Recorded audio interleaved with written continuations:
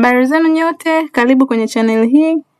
Leo tutakwenda kujifunza namna ya kuclear browsing cache kwenye Google Chrome browser yako. Cache files, hizi ni files za muda ambazo huwa zinajihifadhi unapotembelea website fulani. Kwa hiyo zinapokuwa nyingi huifanya browser yako iweze kuwa slow, na unapofungua website wakati mwingine inachelewa kwa sababu ya hizo cache files and images. Kwa hiyo hatua ya kwanza ni kufungua browser yako.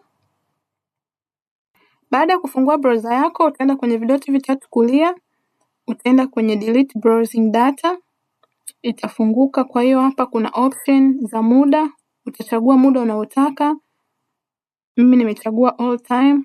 Hapa unaweza ukachagua ndani ya siku 7, ndani ya wiki 4. Kuna option pia za kuchagua browsing history. Kama hautaki kudelete browsing history, unaweza ukaziacha. Na hizi cookies and other site data, cached images and files, na download history.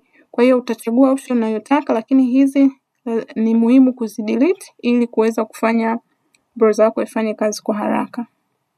Kwa hiyo utatiki,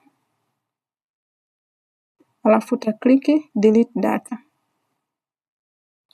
Kwa baada ya kuwa imeshakuwa deleted, utafunga browser yako na kuifungua tena.